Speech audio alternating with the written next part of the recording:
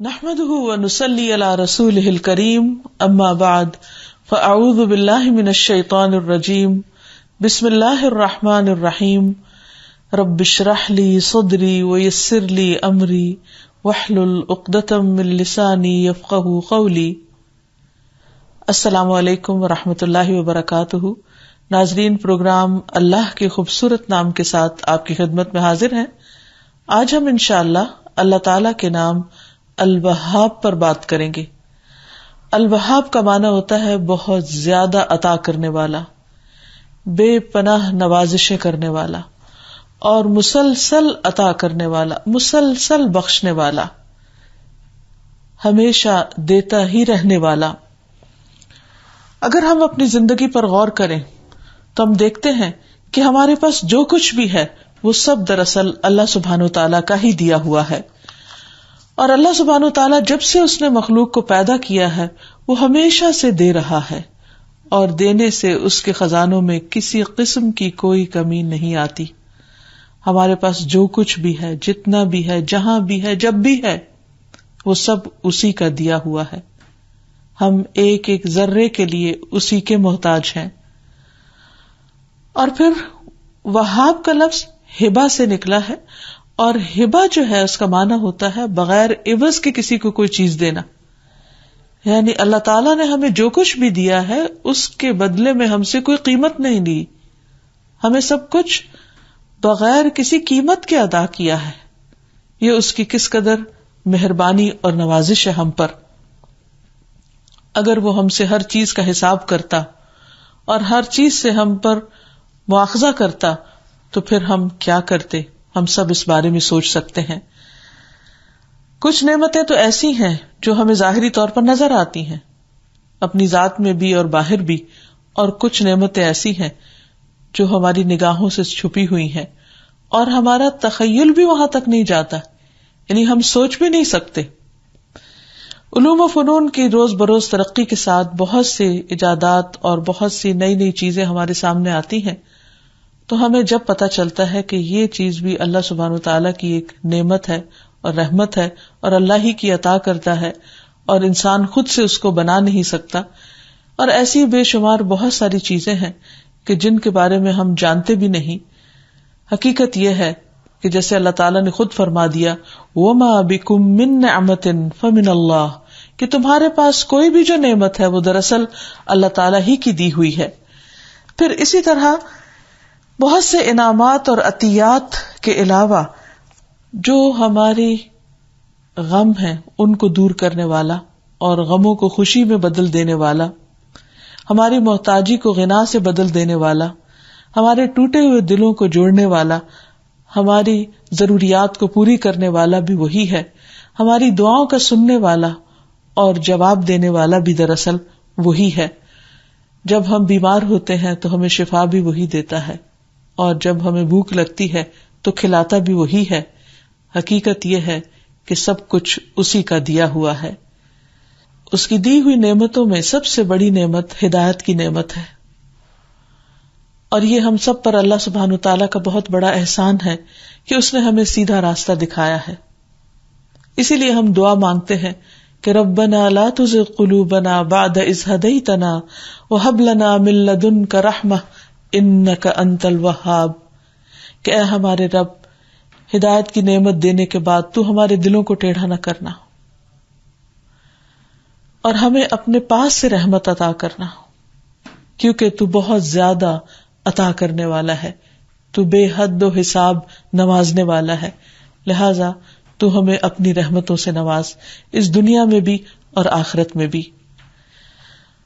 حقیقت یہ ہے کہ اگر انسان یہ چاہتا ہے کہ اللہ سبحانہ و تعالیٰ اس کو اپنی بخششوں سے نوازتا رہے تو پھر انسان کو چاہیے کہ ایک تو اس کی قدر کرے، دوسرے یہ کہ جو کچھ اس کے پاس ہے اسے اللہ سبحانہ و تعالیٰ ہی کی طرف سے سمجھے، اور پھر تیسرے یہ کہ وہ ملی ہوئی نعمتوں کی شکر گزاری کے طور پر ان انسانوں کو جو محروم ہیں انہیں اپنی طرف سے دیتا رہے، اس میں شریک کرتا رہے جو اللہ تعالیٰ نے اس کو عطا کیا ہے. اللہ سبحانہ و تعالیٰ کی بخشش کا جہاں تک تعلق ہے تو رسول اللہ صلی اللہ علیہ وسلم نے فرمایا اللہ عز و جل فرماتا ہے خرچ کرو تو میں بھی تم پر خرچ کروں گا.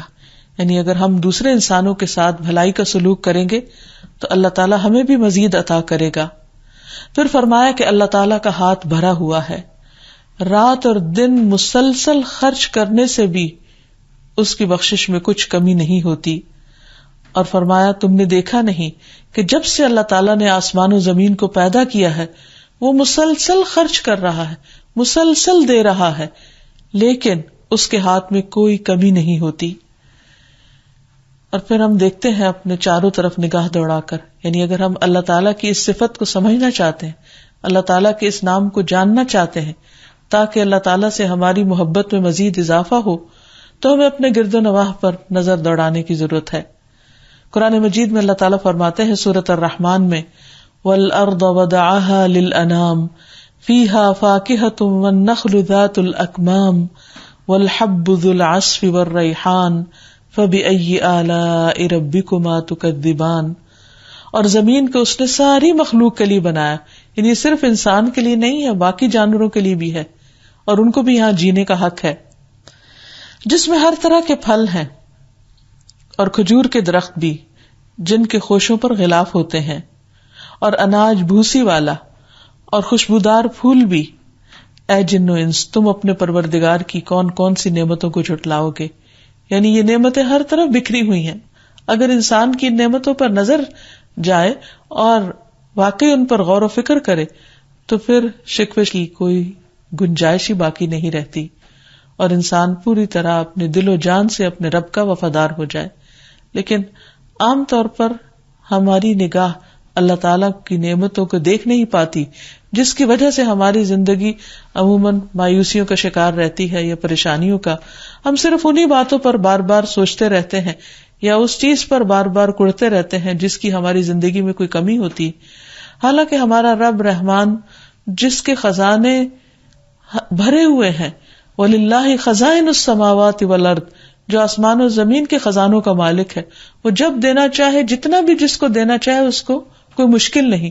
لیکن اگر کسی وقت وہ ہمیں کوئی چیز نہیں دیتا تو اس کے پیچھے کوئی بڑی حکمت کار فرما ہوتی ہے، اور ہم اللہ تعالیٰ کے اس فیصلے کو نہ سمجھنے کی وجہ سے بعض اوقات اللہ تعالیٰ سے ناراض رہتے ہیں اور پریشان رہتے ہیں. اللہ سبحانہ وتعالیٰ فرماتے ہیں أَلَمْ تَرَوْا أَنَّ اللَّهَ سَخَّرَ لَكُم مَا فِي السَّمَاوَاتِ وَمَا فِي الْأَرْضِ وَأَسْبَغَ عَلَيْكُمْ نِعَمَهُ ظَاهِرَةً وَبَاطِنَةً.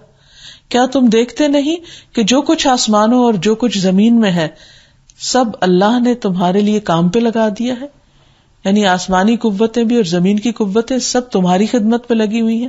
جیسا کہ ایک اور جگہ پر فرمایا خلق لکم ما فی الارض جمیعا، کہ زمین میں جو کچھ ہے وہ سارے کا سارا تمہارے لیے بنایا ہے. یعنی اتنی بے شمار نعمتیں جن کو ہم گن نہیں سکتے وہ اللہ تعالیٰ نے انسان کی خدمت میں لگا دی ہیں، مسخر کر دی ہیں، اور فرمایا کہ اس نے اپنی تمام ظاہری اور باطنی نعمتیں تم پر پوری کر دی ہیں. تو ہمارے لیے لازم ہے کہ ہم اس کے شکر گزار بندے بنے، ورنہ اس کے دینے میں، اس کی عطا میں، اس کی بخشش میں کچھ کمی نہیں. اسی طرح قرآن مجید کی دیگر آیات سے ہمیں پتہ چلتا ہے کہ اللہ تعالیٰ نے کیا کیا پیدا کیا، اور ان تمام چیزوں کے تذکرے کا مطلب یہ ہے کہ ایک یاد دہانی ہو.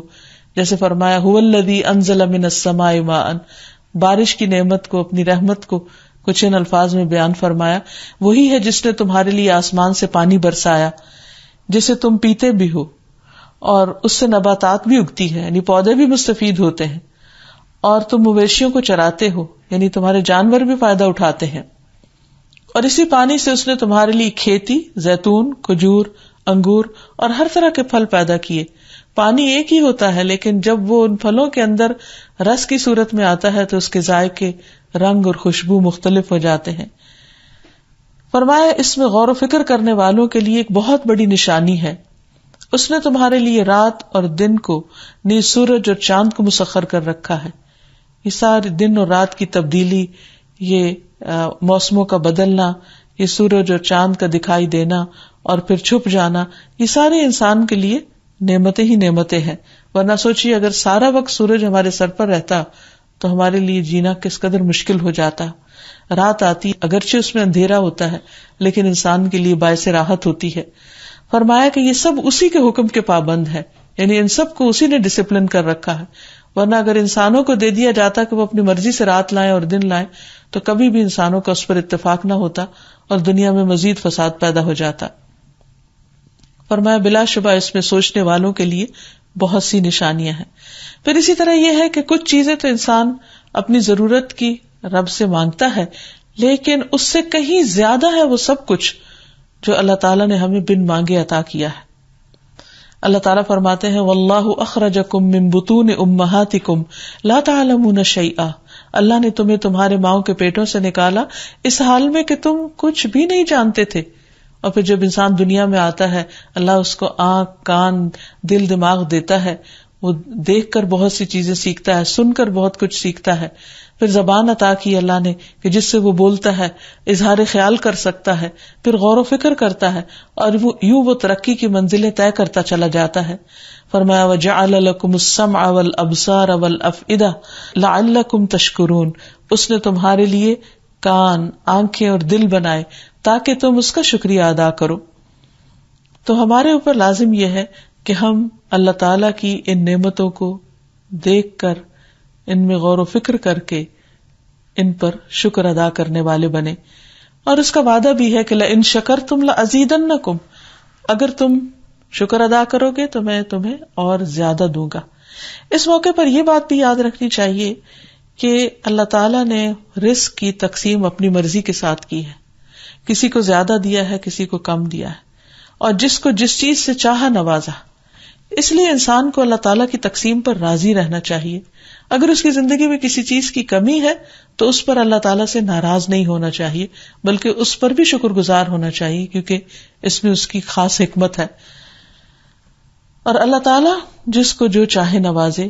رسول اللہ صلی اللہ علیہ وسلم نے فرمایا اپنی زندگی میں نیکیاں کرتے رہو اور اللہ تعالیٰ کی رحمت کے عطیات کے درپے رہو، کیونکہ اللہ تعالیٰ جس کو چاہتا ہے اپنی رحمت کے عطیات عطا کرتا ہے.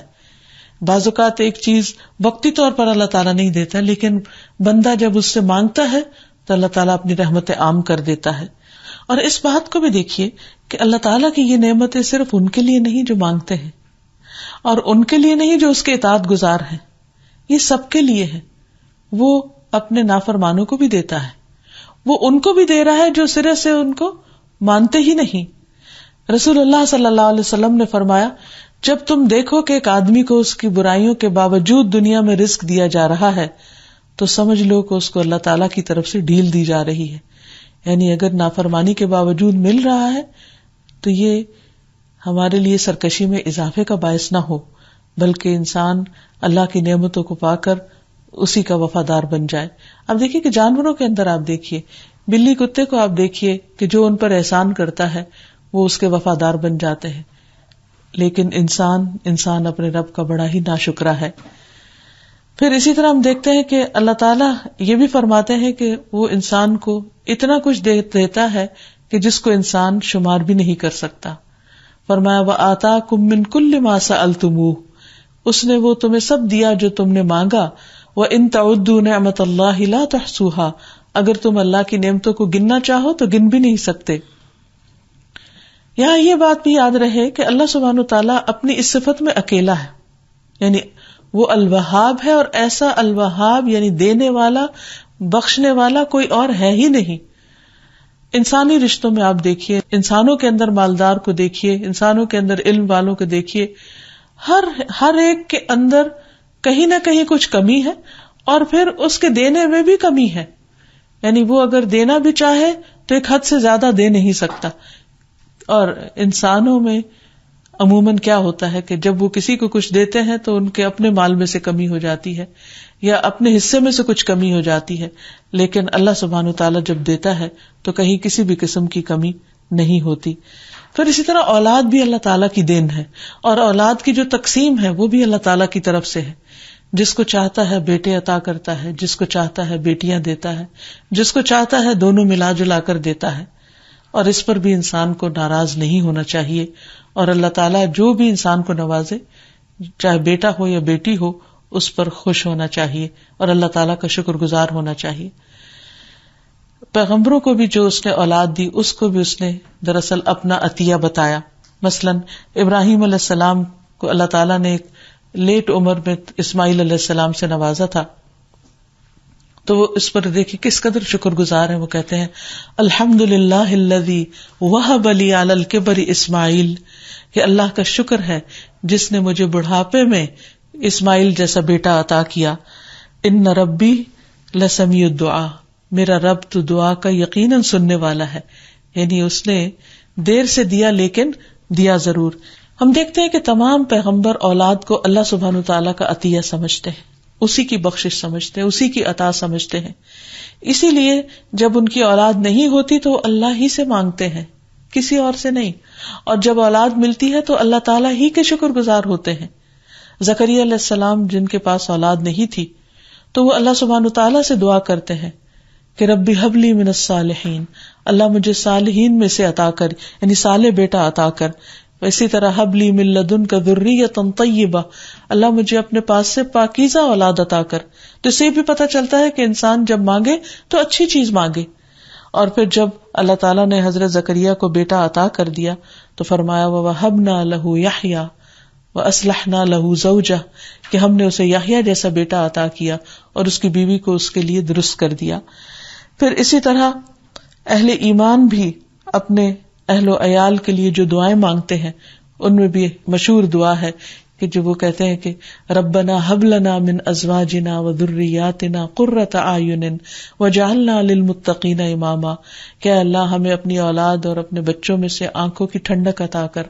یعنی جب اولاد نہ ہو تو مانگی جائے، جب ہو جائے تو شکر گزاری، اور پھر اس اولاد کی بھلائی اور بہتری اور اس میں آنکھوں کی ٹھنڈک کی دعا کی جائے. تو یہ سب چیزیں دراصل اللہ تعالیٰ ہی دینے والا ہے، اس لیے اہل ایمان اسی سے مانگتے ہیں. پھر اسی طرح ہم دیکھتے ہیں کہ داؤد علیہ السلام کے بارے میں بھی اللہ تعالیٰ فرماتے ہیں کہ وَوَهَبْنَا لِدَاوُودَ سُلَيْمَانَ، ہم نے ہی داؤد کو سلیمان جیسا بیٹا عطا کیا تھا. تو جب اولاد نیک ہو، اولاد قابل ہو، تو اس میں یہ نہیں سمجھنا چاہیے کہ یہ ہماری محنت اور ہماری کوشش سے یہ سب کچھ ہوا ہے.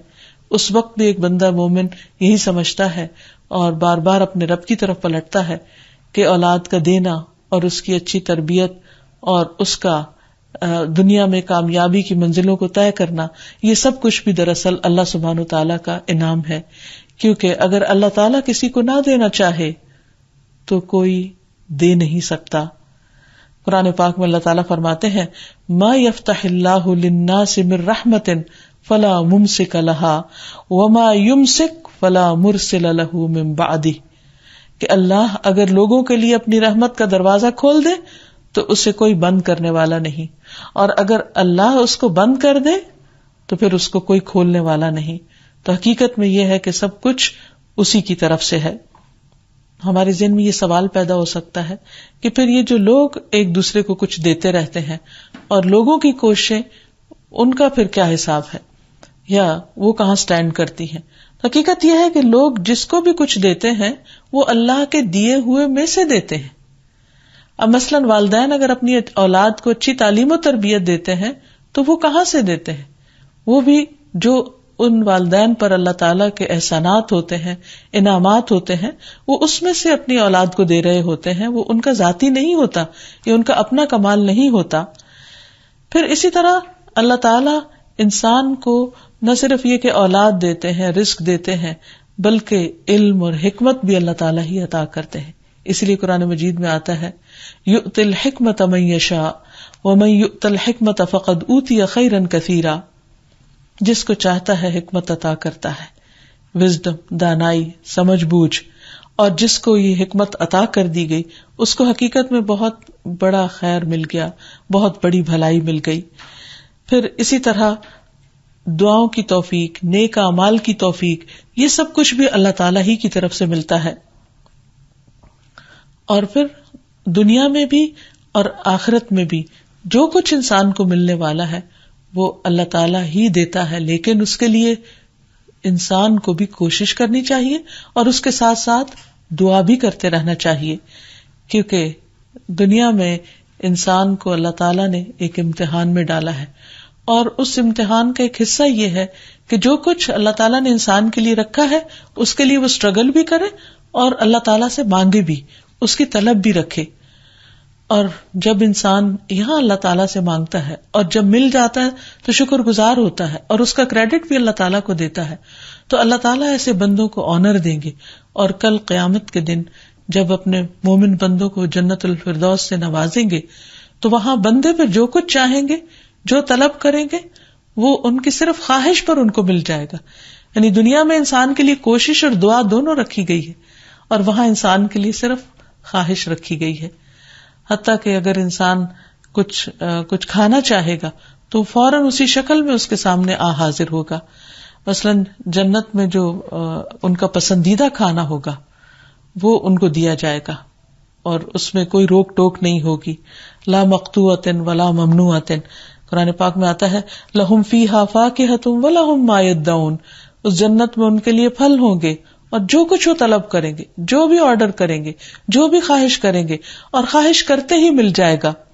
ابو امامہ کہتے ہیں کہ رسول اللہ صلی اللہ علیہ وسلم فرماتے ہیں کہ جنت والوں میں سے ایک شخص جنت کی شراب کی خواہش کرے گا تو ایک برتن جو جس میں آگے اس کے ٹونٹی بھی ہوگی وہ اس کے ہاتھ میں آ جائے گا، اور اس میں سے وہ جتنا چاہے گا پی لے گا، اور پھر اس کے بعد خود بخود وہ واپس بھی چلا جائے گا. یعنی آج دنیا میں بہت ساری چیزیں آٹومیٹک ہوتی ہیں تو ہمارے لیے کانسیپٹ سمجھنا اور آسان ہو گیا ہے، لیکن obviously جنت اور دنیا کا تو کمپیریزن ہی نہیں، کوئی مقابلہ ہی نہیں. کہنے کا مطلب یہ ہے کہ دنیا کی نعمتیں دینے والا بھی وہی ہے، اور آخرت میں بھی سب کچھ عطا کرنے والا، بخشنے والا بھی وہی ہے. اور پھر انسان جنت میں اگر سواری کرنا چاہے گا تو اس کی پسند کی سواری اس کو ملے گی.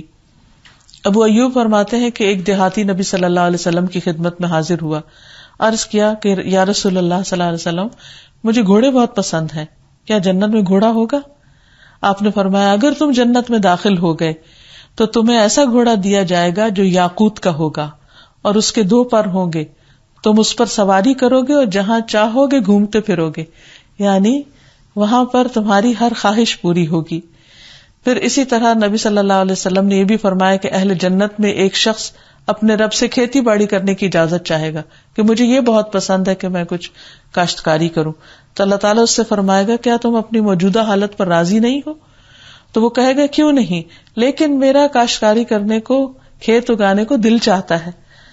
تو آپ نے فرمایا کہ پھر کیا ہوگا کہ وہ بیج ڈالے گا، اور پلک جھپکنے کی دیر میں، صرف بلنک آف این آئی، وہ بیج اگ جائے گا، اور پھر یکا یک پک بھی جائے گا، اور پھر اس کو کاٹ بھی لیا جائے گا.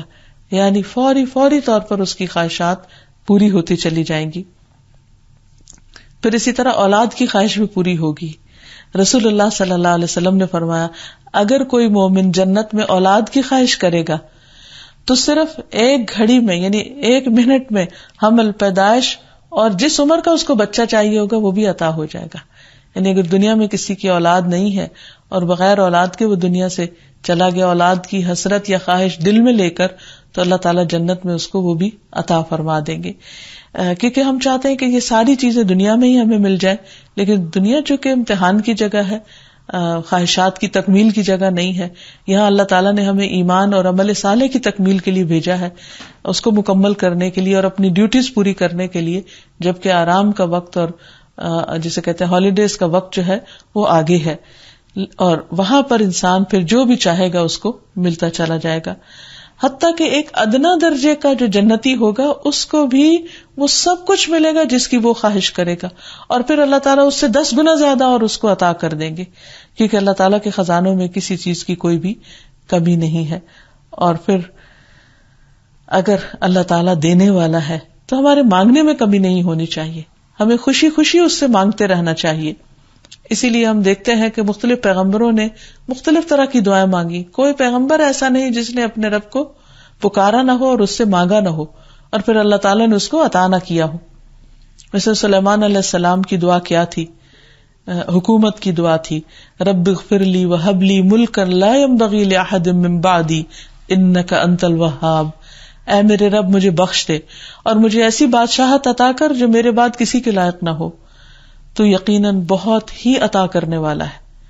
اب آپ دیکھیے کہ وہ اللہ کے نبی بھی تھے اور انتہائی متقی اور پرہیزگار انسان، اور وراثت میں ان کو بادشاہت ملی تھی، اور انہوں نے پھر ایسی بادشاہت مانگی کہ جس طرح کی کسی اور کے پاس نہ ہو.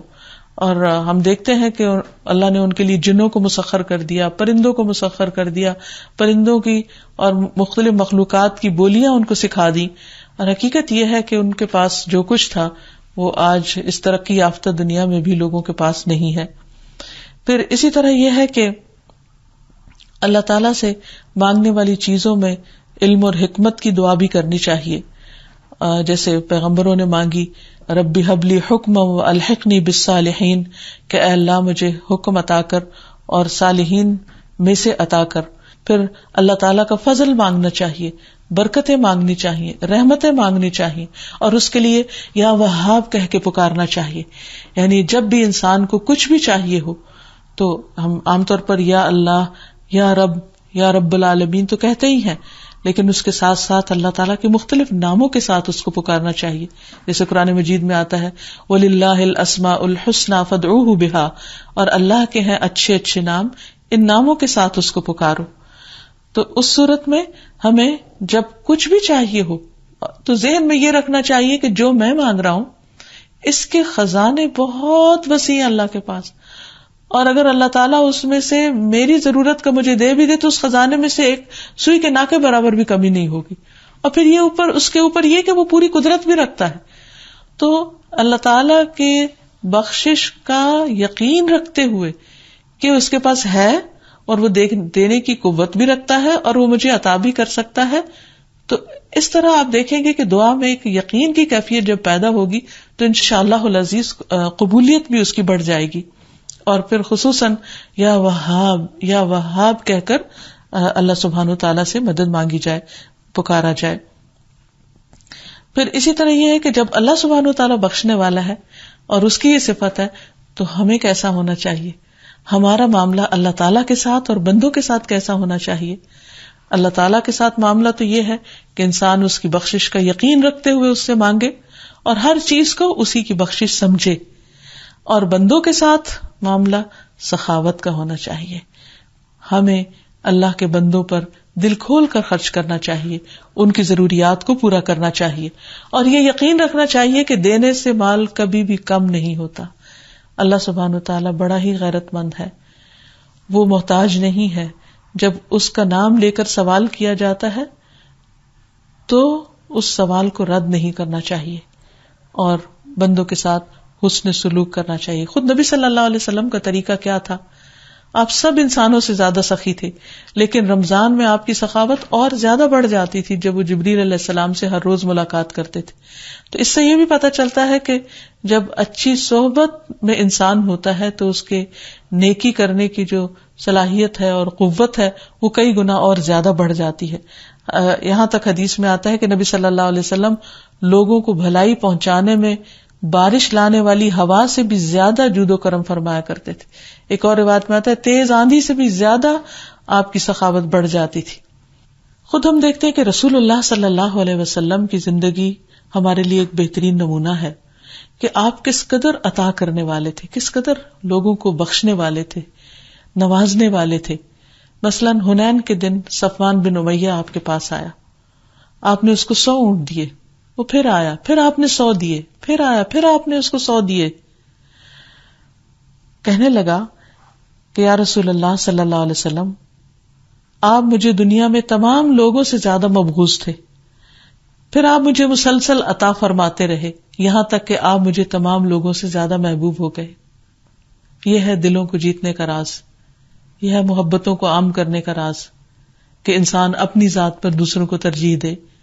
پھر اسی طرح حضرت انس کہتے ہیں کہ اسلام قبول کرنے پر رسول اللہ صلی اللہ علیہ وسلم سے جو بھی چیز مانگی گئی آپ نے وہ چیز عطا فرما دی. ایک آدمی آیا, آپ نے 2 پہاڑوں کے درمیان کی بکریاں اسے عطا فرما دی, تو وہ اپنی قوم کی طرف آیا اور اس نے کہا اے میری قوم اسلام قبول کر لو, کیونکہ محمد صلی اللہ علیہ وسلم اتنا دیتے ہیں کہ انہیں فاقہ کشی کا خوف نہیں ہوتا, فقر کا ڈر نہیں ہوتا. پھر اسی طرح اگر لوگ تنگ بھی کریں تو بھی ناراض ہو کر دینا نہیں چھوڑنا چاہیے.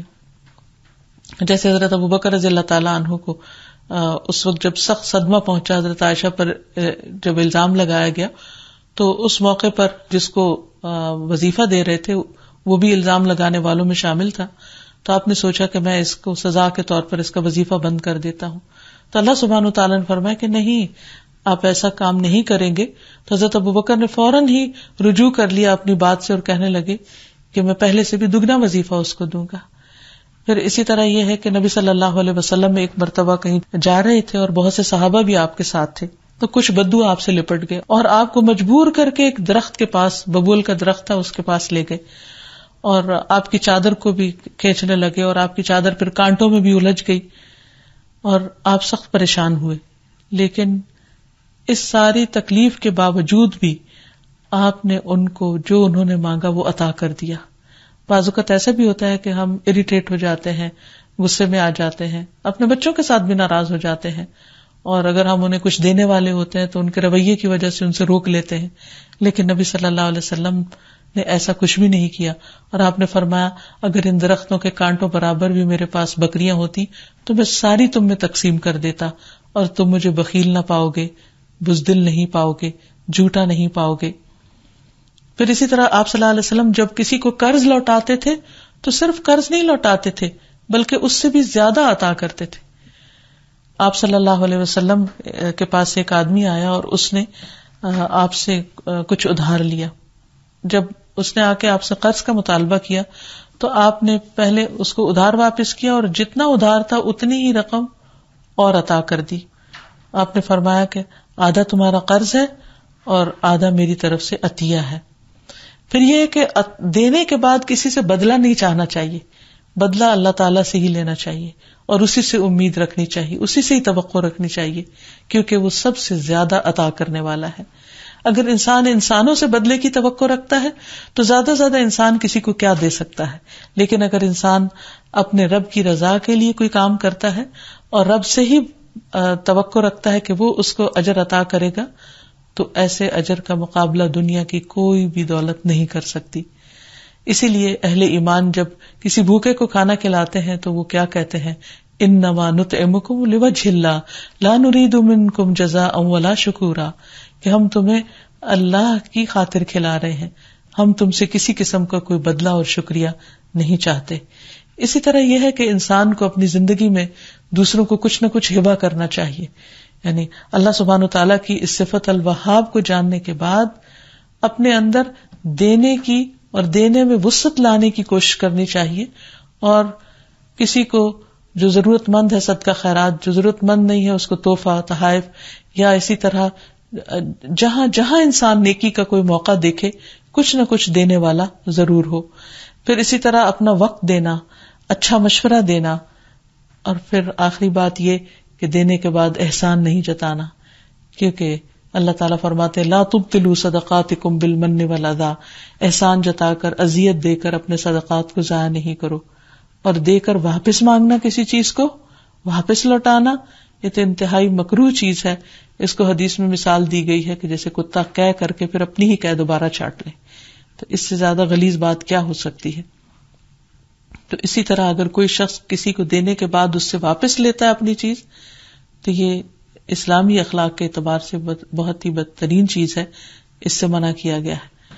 حقیقت یہ ہے کہ اللہ سبحانہ تعالیٰ کے ان ناموں کی اگر ہمیں معرفت حاصل ہو جائے اور ہم اپنے طرز عمل کو اس کے مطابق بدل لیں تو ہماری زندگی بہت خوشگوار ہو جائے.